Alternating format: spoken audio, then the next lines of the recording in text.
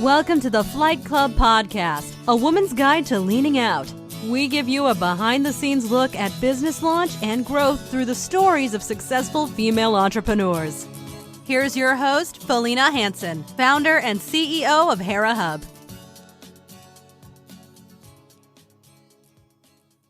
Hello and welcome. I am excited to share my conversation today with Lisa Caprielli. She is an award-winning author of 16 books. She has recently written a book called Unicorn Jazz, and we're going to get into all 16 of her books and what led her to become an author. She grew up actually in El Paso, Texas, which ironically is a place I've not been to, but I have always wanted to go. So I'm excited to learn more and talk about that as well. She's been a long-time entrepreneur for over 20 years, and she also has a background in branding, public relations, in radio, podcasting as well. She is quite a talented woman, so I'm excited to interview her. Welcome to the show today, Lisa. Thank you so much for having me, Felina. Thank you. What a great introduction. Of course. Okay, I've got to start with El Paso, Texas. So this is... Yes. Heard you say you've never been, but you'd like to go. So you may know an artist by the name of Marty Robbins. Yeah. Okay, so he has a song called Wicked Felina. So Felina with two E's in it. Oh, I get it. The Mexican maiden from El Paso, Texas. And, as all older country Western song goes, it's, it ends in tragedy. But as a child, my dad played that song as I grew up. I'm not named after the Wicked Felina. I'm actually named after my great grandmother who was born in Sweden. But I just have always wanted to go to El Paso for that reason. And so when I meet somebody from El Paso, I'm like, oh my goodness. Yeah, it's there's a song, the Marty Robbins song it's called El Paso. Out in the West Texas town of El Paso, I fell in love with a Mexican girl. So it's cute that you have some relation. Yes, El Paso is a great city. It's a border town. In case people don't know, it's literally in walking distance. You can walk to at times Juarez, Mexico, which is a third world country. I grew up, at the time it's predominantly, Hispanic, a lot of Latin culture definitely there in that part of the region still today. And it's been beautiful to grow up into a big family. I mean, definitely we were born with a lot of love around us throughout our whole lifetime, even though we had some very humble beginnings. And growing up, the best thing that my grandmother said was get an education, Lisa. That's the best thing you can do. She had a 5th grade education. She never got to, go to school based on her life circumstances. So that's one thing that I did listen to with my grandma, and so much so that I was always loved to get A's in everything. So that I guess I liked overachieving because that was something I could do, was learn and get good grades. My Unicorn Jazz book series, in the first book, Unicorn Jazz is a shy unicorn that moves to a new land in search of new friends and feels like she doesn't belong until she meets a character named Wolf the Crow who believes in her. So I kind of did that character around people that believe in you, people, for kids, whether maybe it's a grandmother, maybe it's a teacher or parent. I always say, hey, maybe you believe in someone and that could be life-changing. So it's definitely been a long journey to getting here. I grew up really, really shy in the elementary school. If you think of the shyest one in the whole school, that was probably me. So it's such an honor to be able to get in front of kids today and the parents and the educators and really go back into my childhood. For being a children's author, many things I didn't know would happen. I didn't know, first of all, Celine, how much I was going to enjoy the brand and the business side of building things. And because I did have a background in marketing and broadcasting and figuring out things through radio hosting, and I've been on your side interviewing people, I didn't know all that experience would have helped me, which obviously it has, when people find out that Unicorn Jazz has only been around like less than 3 years. But I did start it with huge visions, as I would have had if it for any of my past clients that had led me up to really doing what I love to do today. I love it. I love it. Well, I want to get more into, just being an author and a children's book author and all the things that you've learned. But I want to go back here before we get to that, because I know you've been doing this a long time, but I want to talk about some of the more like earlier career experiences. So radio. Yeah. You've got quite a history in radio, and then of course PR and marketing as well. Yeah. How did those experiences affect you, both as an author and somebody who is, of course, marketing your own book series? Yeah. Again, at first, I didn't want people to know that was my background in marketing and PR. I almost wanted to I want to just be known as an author writer, because I often said my only voice was on paper growing up. That's how come I loved writing so much. As human beings, we were wired for connection, and my way of connecting to the world and to myself was always through writing. So writing came naturally my whole life. So creating books and messages and radio ads and things that I've done have always been kind of on the easy side for me. It takes work, you got to learn, but you can learn anything. I feel, that you put your mind to. Having the radio background, I didn't know would led me to helping me do the TV show that I have done today called The Thing I Do, that I took on since the pandemic. Also, I did radio before social media was around. So I've seen the trends of changes of the psychology of marketing and studying human behavior change. I turned 50 this year. So having that 30-year background of variety, of seeing innovation change, seeing technology changes so fast, and staying up to date with all that was a perfect storm for me, in the sense when the pandemic hit and the world changed overnight, with kids not being able to go into school, and including my own. I have a teenage son now, and the world wasn't ready for this pandemic, as we all know. And immediately, I've been trying to get schools on Zoom years previously, because they're like, we don't know how to use Zoom. Well, they have to learn. And so I was like, I'm so happy I have, somewhat of a technology background, but I'm not an expert at it. But so I knew that when my life changed, and that I couldn't go into schools and be in front of thousands of kids a day, like that's my audience. That's the lifeblood of what I do, is to be in front of as many children as I can.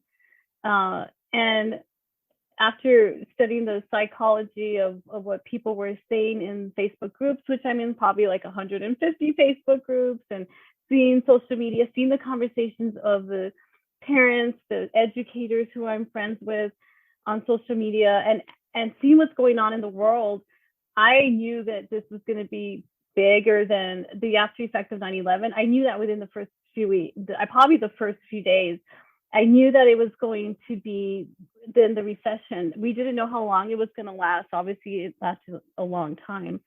And so I said, I have to be as ahead as I can for when the pandemic, the results live. So I quickly knew I needed to do a show, and I used Facebook Live, YouTube Live. I had dreams of getting on like TV, which now I'm on Amazon TV, and have more aspirations to keep growing. And as I tell people that during COVID, especially all of last year, I worked more hours than I ever did in my whole life, and that's a lot. And leading people and keeping them excited about what we can create together, which has been with Unicorn Jazz, The Thing I Do show. Yeah, let's talk about that, because this is really interesting to me.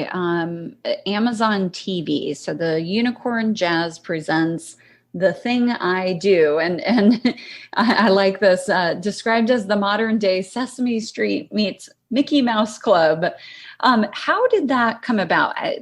Yeah. I'm pretty uneducated on Amazon TV. So yeah, well, Amazon TV is a way to watch, you know, a show, a movie, a music video, which I have on Amazon TV. So it's like a Netflix or HBO, and there's Amazon Prime, and not everyone has Amazon Prime, but you could still watch some of the things that we're putting out.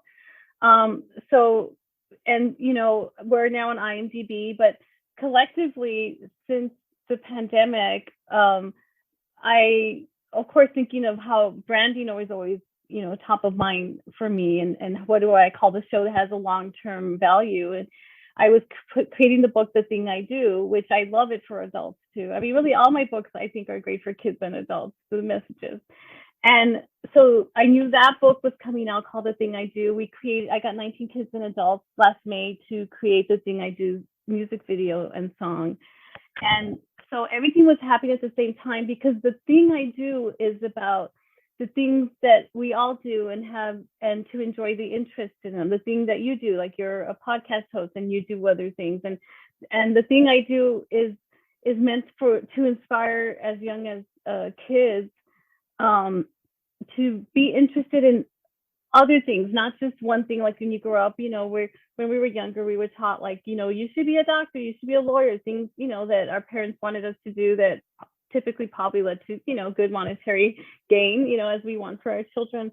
But I always wish that someone handed me like art and paint and said, here, you I think you would like painting, which, by the way, I do love it. And I didn't know that I would have loved that as a child.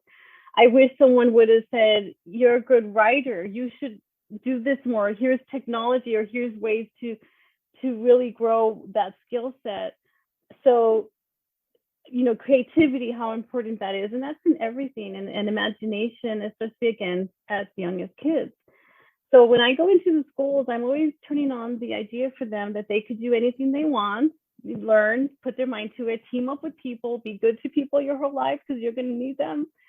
And I've been able to wrap that up with picture books, with the talks I give, and then the behind the scenes teaching I do of how it's been to put on a show. And I'll tell you, Felina, that a lot of times kids pick up what I do faster than adults.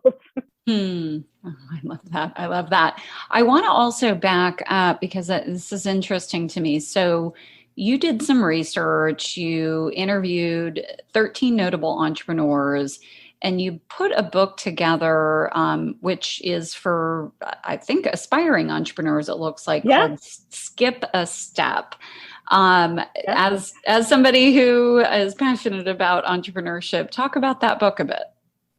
Thank you. Yeah. So I went on a 2.5-year journey researching, finding 13 different voices for this book. My chapter is the last chapter, 13, and it actually lends way to why I do what I do in life and purpose. And creating Skip a Step actually at the end propelled me to create Unicorn Jazz. So Skip a Step is really meant to inspire, you know, young entrepreneur minds, that you could do anything you want. And it draws from different people I interview, like Michael Gerber, he's the creator of the E-Myth series, Joe Garner, 6-time New York Times bestselling author, how he created something out of nothing.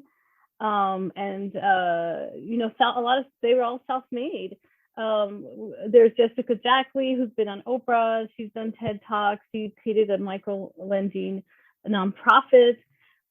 Just different people, a couple that did infomercials.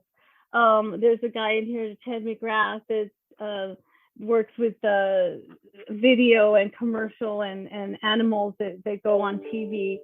So I created Skip a Step as a book is that if I could have had when I was younger to inspire me to grow up to have been the entrepreneur that I didn't know I was going to become. But what if you could take lessons from and collective wisdom from people, and you can learn at a young age ways that you could do things faster? You know, that's why it's called Skip a Step, you know, like, and I also, you know, the subtle meaning is I say it's impossible to skip and not be happy. And the creating of this book was for discovering happiness in people, what makes them happy, right? What makes different people happy, what makes them tick, what creates meaning. Obviously, meaning and joy will. I asked them questions that they would tell the younger self, and they have families, kids, or grandchildren, or what. I would always try to get them to like vulnerable questions that would be heart-centered answers, and I got that, and it was so beautiful because you know when you're interviewing someone and you have a connection with them based on something that's so special. That's a moment that matters, and I'm sure you create that on this show, and that's so awesome. And so I actually love interviewing people too, and I love getting to know who they are, knowing that everyone has a different, unique, amazing story in our lives. I mean, we all pretty much do, and just really honing in and asking them questions that's unique to them that they don't realize, and then letting as many people know, to tell that story. And that's what I like doing when I created brands. I would find the CEO that was passionate, as you know, to be an owner or CEO, you have to be passionate about something, about the thing you sell, about the service or the product.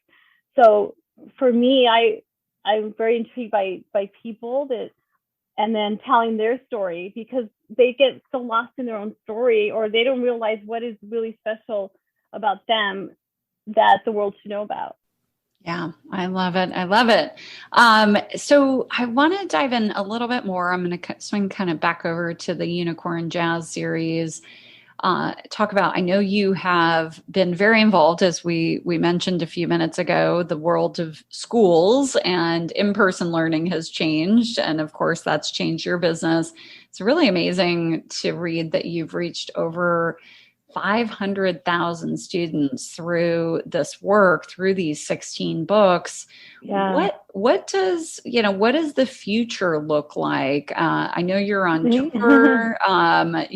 What does the fall look like as far as doing this work? Well, as we know, the aftermath of the pandemic is still in play and will dictate many things. Schools are still up in the air about booking, author in-person visits.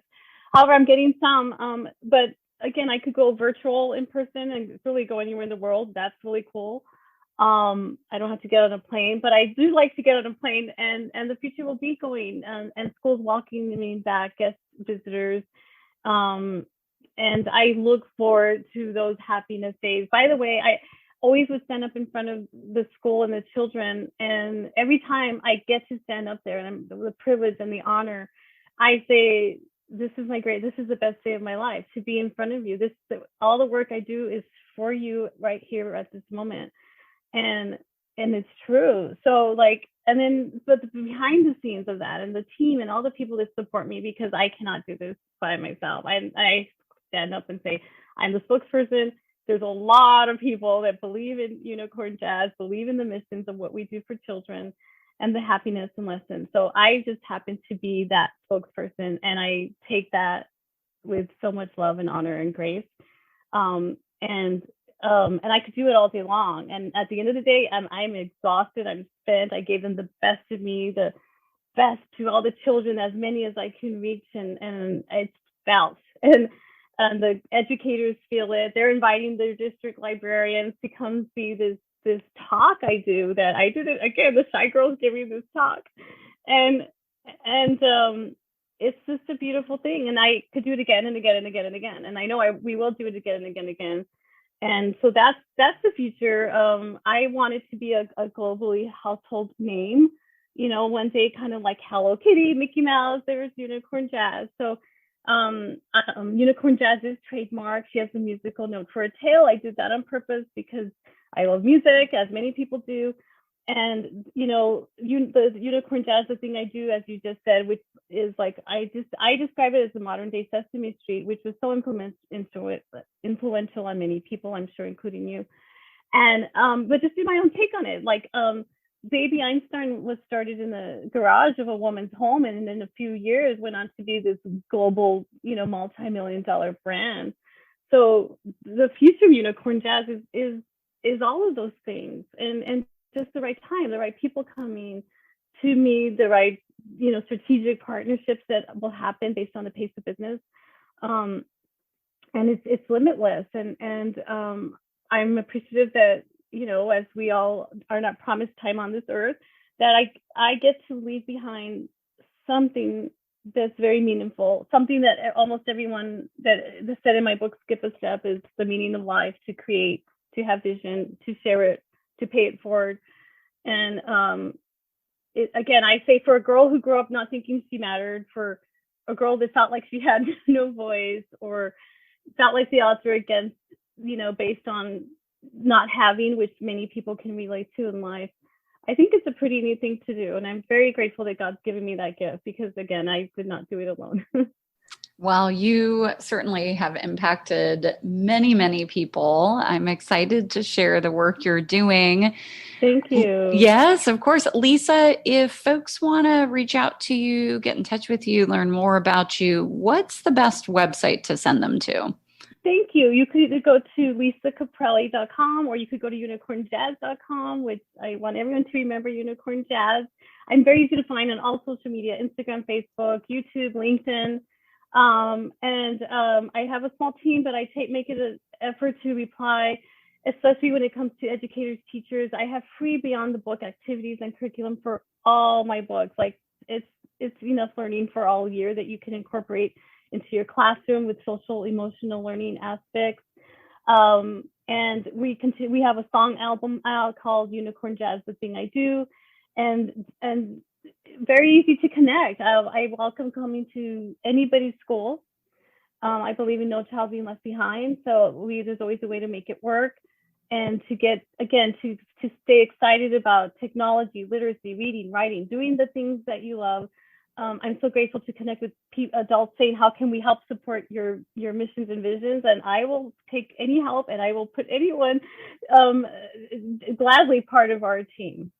Awesome. Love it. Well, thank you so much for your time, Lisa. Thank you, Felina.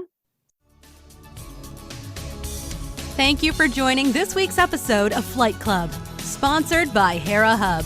We look forward to sharing more success stories with you soon.